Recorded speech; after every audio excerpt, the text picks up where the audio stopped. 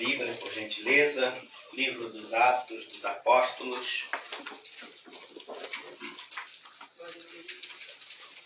Capítulo de número 2. Versículo de número 42. O pastor Luizinho fala que é o texto áureo da igreja dele. Glória a Jesus. Atos 2, 42. Todos encontraram? Digam amém. Amém. Que nos diz assim: e eles continuaram firmemente na doutrina dos apóstolos e na comunhão e no partir do pão e nas orações. Aleluia. Podemos assentar. Amém. Glória ao nome de Jesus. Lemos um texto bastante conhecido pela igreja, que fala-nos acerca de um lindo episódio ocorrido nos tempos dos apóstolos. É bem verdade que Jesus, em várias ocasiões em que esteve com seus discípulos antes da sua ascensão, ele falou um pouco acerca da necessidade de não estarmos sós. É bem verdade que, às vezes, o homem, digo homem de uma forma generalizada, dado a sua cultura, poder aquisitivo, por que não dizer a sua força ou estatura, ou as coisas favoráveis que lhes cercam, pensam estarem bem. Mas é bem verdade que Jesus, conhecendo a natureza humana e a sua fragilidade e as suas muitas oscilações, ele reúne os seus discípulos, uma vez que, quando ele estava presente, ele era a força dos discípulos. Por várias vezes, Jesus foi indagado acerca de seus discípulos, perguntando-lhes: seus discípulos não jejuam? Eles não atuam? Não se esforçam? Não expulsam demônios? E Jesus sempre à frente dos seus discípulos como Senhor e protetor deles. Mas certa feita, Jesus reúne os seus discípulos e lhes dá uma informação. Jesus disse para os discípulos acerca da necessidade dele ir para o seu lugar de origem. Ele fala acerca do seu retorno junto a seu Pai. E os discípulos, ao ouvir Jesus falar acerca da necessidade de que ele voltasse para o seu lugar de origem, para os céus, os discípulos certamente ficaram perplexos. E Jesus vai dizer para eles: não se turbem o vosso coração. Crede em Deus, crede também em mim. Na casa de meu Pai há muitas moradas. E se não fosse assim, eu vos teria dito: vou preparar-vos lugar. E quando eu for e vos preparar lugar, virei outras vezes para vos buscar para mim mesmo. Jesus sempre relatou acerca das coisas futuras para com seus discípulos. Por quê? Para que eles não viessem ser pegos de surpresa. Jesus disse para ele: eu vou para o Pai, mas não vos deixarei órfãos. Eu vos enviarei outro Consolador. E quando ele vier, vos fará saber tudo quanto é necessário. E diz a história que Jesus, depois de muito muitos sermões, depois de muito falar aos seus discípulos acerca da necessidade que eles tinham de não ficarem só. Diz a história que chega o tempo da ascensão de Cristo. E ali aproximadamente 500 crentes observando Jesus subir e ser ocultado pelas nuvens. Mas os discípulos tinham uma promessa. Jesus, além de prometer que eles não ficariam só, Jesus também disse para que eles não saíssem de Jerusalém. E assim eles o fizeram conforme a palavra de Cristo. Aleluia.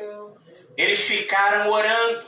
Aleluia. Eles ficaram clamando, a fim de que a promessa feita a eles viesse ou pudesse se cumprir. Aleluia. O profeta Joel disse que nos últimos dias os velhos sonhariam sonhos, os jovens profetizariam e teriam visões. Por quê? Porque havia uma promessa de que o Espírito seria derramado sobre toda a carne. É bem verdade que às vezes nós perdemos algumas batalhas. É bem verdade que às vezes nós nos entristecemos muito. É bem verdade que às vezes ouvimos pessoas dizer que apesar de serem numerosos os números de pessoas dentro da igreja, amigos, irmãos em Cristo, às vezes é comum ouvir alguém dizer que está se sentindo só. Por quê? Porque às vezes não conhece, porque às vezes nunca ouviu acerca da necessidade de buscarmos, de clamarmos intensamente pela vinda do Espírito.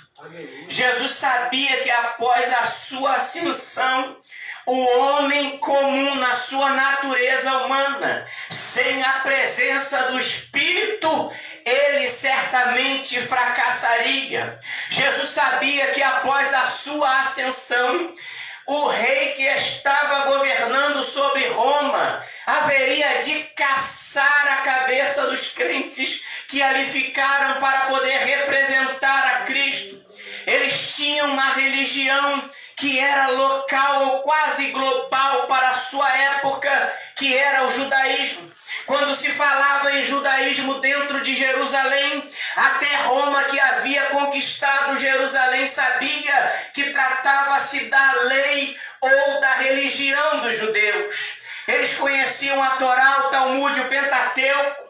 Eles conheciam todos os pergaminhos e todas as leis e ditos de Deus. Os oráculos de Deus até os romanos conheciam, mas eles não conheciam a palavra que haveria não de suplantar, não de substituir a lei, mas de complementá-la, que viria por parte de Cristo. E quando eles começaram a ouvir mais ou menos a pregação do Evangelho, eles começaram a discernir que não se tratava da lei, mas sim que se tratava de uma nova religião.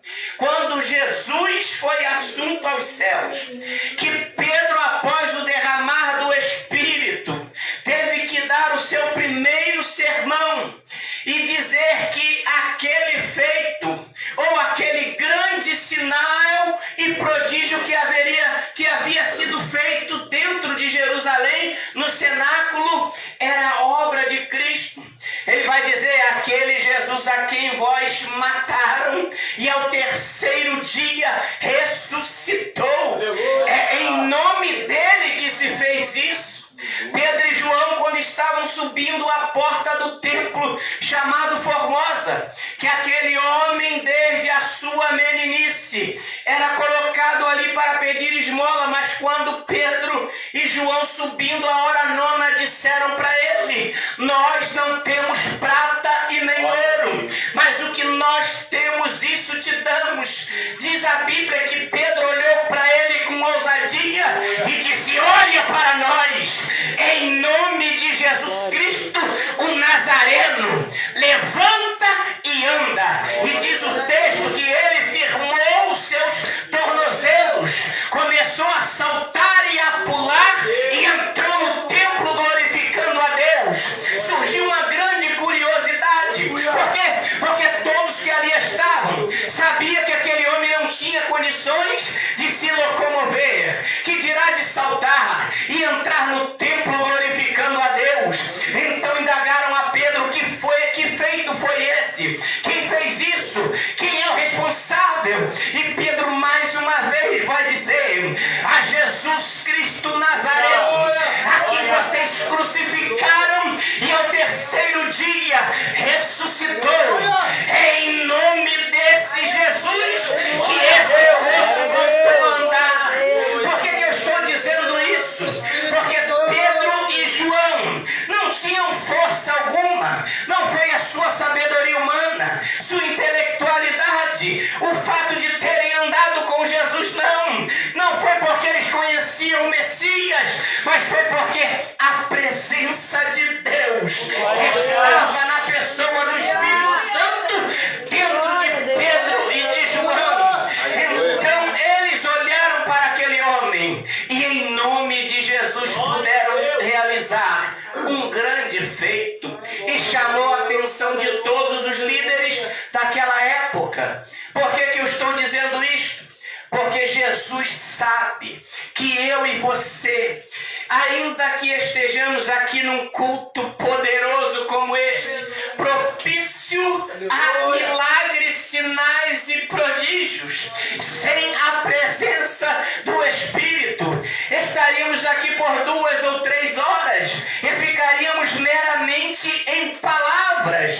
Foi por isso que ele disse aos seus discípulos: as palavras que eu vos tenho dito não são meramente palavras, mas são espírito e são vida. Quando ele disse que a letra mata, mas o espírito vivifica, ele não estava querendo dizer que a Bíblia mata, que o que está escrito mata. Ele estava ensinando aos discípulos que o que dá vida ao texto, o que torna real o que está escrito, é a presença do Espírito sobre o texto que nós lemos. E quando a Bíblia diz que os discípulos permaneceram na comunhão, no partir do pão, na oração, a Bíblia está dizendo que eles não saíram do foco, não deixaram a ordem de Cristo, não abandonaram aquilo que eles aprenderam. Por quê?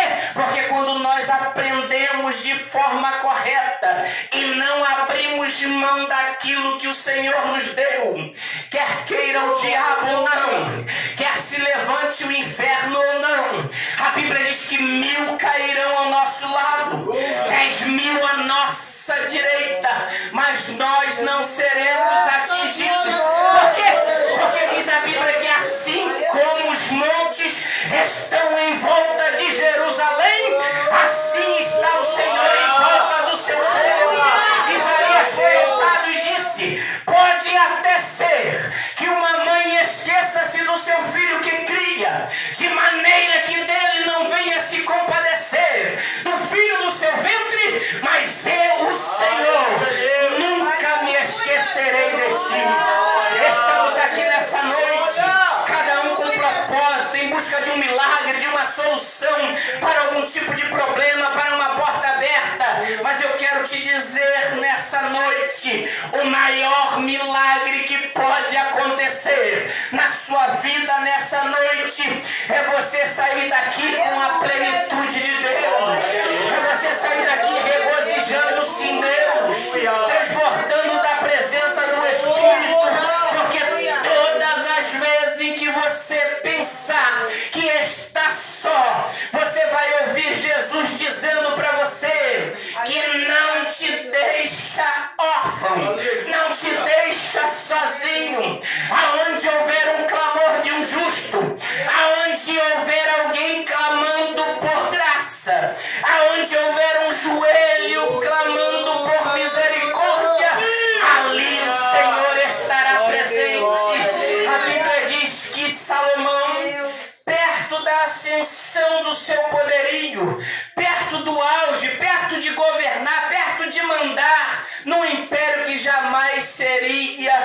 não teria fim, ele lembrou-se do Deus de seu pai Davi. E isso lhe foi perpétuo por todo o seu dia, por todo o seu tempo de reinado. E a Bíblia vai dizer que Deus olhou para ele naquela época e no encontro com ele, Deus perguntou para ele: o que é que você quer? E ele poderia ter pedido qualquer coisa. Ele disse: Senhor, me dá sabedoria para governar o seu povo. É bem verdade que às vezes entramos em pelejas, em conflitos, em confrontos, e às vezes somos derrotados porque esquecemos de pedir sabedoria a Deus. Esquecemos de pedir o conselho de Deus. Senhor, como lidar com essa situação? O que eu devo falar? Como devo me proceder? Qual deve ser a minha reação? Quando nós estamos cheios do Espírito, não vive mais o eu, nós deixamos de viver para que Cristo viva e reine em nós e através de nós. A única maneira de vencermos batalhas, de ultrapassarmos muralhas e barreiras e vencermos os conflitos que todos os dias está na nossa porta, é nós sermos cheios do Espírito, cheios de sabedoria, é pararmos para ouvirmos o conselho de Deus e não atuarmos com a nossa própria força, com a nossa própria inteligência, com a nossa própria sabedoria. Por quê? Porque certamente depois teremos que dobrar os nossos joelhos, arrependidos do que fizemos, para mais uma vez solicitarmos o socorro de Deus. Eram quase 500 crentes quando Jesus foi ocultado pelas nuvens. Quando ouviram aqueles 2 anjos dizerem a este mesmo Jesus, que vós estáis vendo subir, também é o mesmo que vós vão contemplar descer. Mas lá no momento da oração, ficou menos da terça parte. Menos da terça parte perseverou em oração e experimentaram o grande milagre e a promessa do derramamento do Espírito. E o Senhor quer que nós hoje saiamos daqui com a mente aberta, com o entendimento aflorado de que necessário é nós clamarmos pela presença do Espírito dele. Se nós perguntássemos aqui, se eu perguntasse aqui, quantos de nós temos tido forças para orar, para clamar, para suplicar? Quantos de nós aqui temos tido força para passarmos 20 minutos de joelho, 30 minutos de joelho, 1 hora de joelho? Se eu perguntasse aqui quantos mais já não sentem aquela comoção, aquela dor que vem das entranhas, aquele choro que não conseguimos conter quando estamos na presença de Deus. Existem pessoas que já há anos não sentem mais isso. Existem pessoas que desde que se converteram, sentiram uma única vez e nunca mais sentiram. Existem pessoas que não sentem há 10 anos, há 5 anos, há dias. Mas o Senhor está aqui nessa noite. É muito bom quando você dobra o joelho e sente que alguém está ao seu lado. Às vezes não temos ânimo nem força para orar porque achamos que estamos orando sozinhos. Mas quando aumenta a intensidade, o grau, a comunhão com Ele, todas as vezes que você dobra o seu joelho, os seus olhos começam a lacrimejar, seu coração começa a ferver e você começa a sentir como se estivesse cercado de pessoas. Mas é a presença dele que te envolve, é a presença dele que confirma que você está no centro da vontade dele. E toda vez que você se prostra e dobra o seu joelho, ele simplesmente confirma que está ali. É isso que está nos faltando hoje. a certeza e a convicção de que não estamos sozinhos nesta guerra, não estamos sozinhos nessa peleja. Há alguém que olha por você, há alguém que luta por você. Até no momento da oração, a Bíblia vai dizer que nós não sabemos como orar, mas o Espírito de Deus por nós intercede com gemidos inexprimíveis. O Senhor quer que você entenda que muitas foram as enfermidades que viriam, mas Ele não permitiu que chegasse. Muitos são os levantes, as afrontas que viriam, mas como seu escudo broquel, como seu protetor, como seu guarda fiel, como aquele que cuida de você, Ele não permitiu que chegasse. Por quê? Para que você continue perseverando, insistindo, permanecendo fiel. Por quê? Porque vale a pena ser fiel. Vale a pena permanecer na presença dEle. Porque quando nós somos fiéis, aquilo que Deus prometeu, Ele cumpre. A Bíblia diz que passarão os céus e a terra, mas as suas palavras não vão passar. Quando Ele promete, Ele cumpre. Por quê? Porque a Bíblia diz que Ele não pode negar-se a si mesmo. Jesus não vai contra a sua palavra. Daí um grande motivo para acreditarmos na sua fidelidade. Os discípulos perseveravam na comunhão, na oração, no partir do pão. E isso fez com que nós chegássemos até aqui. Depois de suas muitas reuniões, depois do descer ou derramar do Espírito, veio uma grande perseguição sobre os crentes. Hoje, nós fazemos um apelo para que alguém se aproxime de Cristo. E a maioria das vezes usamos como jargões melhorias. Pare de sofrer, alguns dizem. Outros trabalham na parte psicológica, financeira. Outros já sabem da enfermidade que às vezes alguém está enfrentando. Mas naquela época, o apelo para aceitar a Jesus, quem vinham sabiam que era para correr o risco de ser jogado para besta fera na arena no Coliseu de Roma, para ser estraçalhado. Quem aceitava o apelo para Cristo, para a eternidade na época dos apóstolos, sabiam que eles correriam o risco de serem arrancados de dentro de suas casas com mulheres e filhos para serem queimados como tochas vivas no Coliseu, ou para serem mortos a fio da espada, ou para serem decapitados. O apelo para a eternidade, para aquele povo daquela época, eles vinham sabendo que comprometeria as suas próprias vidas. Se nós fizéssemos hoje um apelo que iria comprometer a vida de alguém, dificilmente alguém se renderia para Cristo.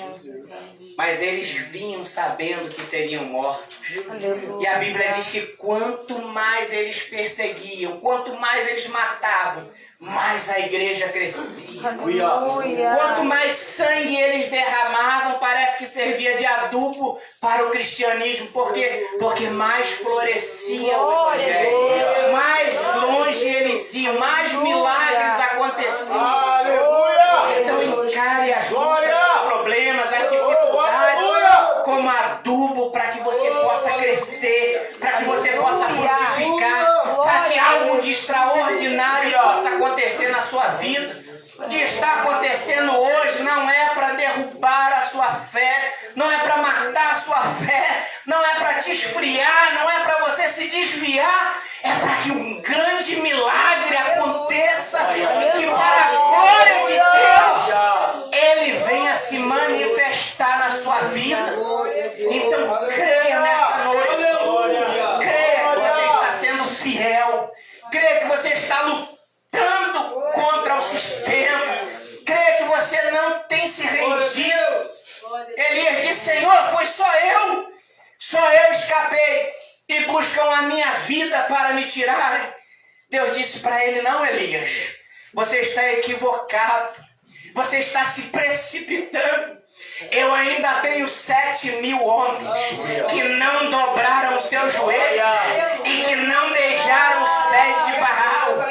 Eu ainda tenho 7.000 homens fiéis. A noiva do Cordeiro, como organização, pode estar até falindo, pode estar debaixo de bastante escândalos por aí, como nós temos visto e ouvido, mas a noiva do Cordeiro, como organismo vivo, é sem mancha, sem marca,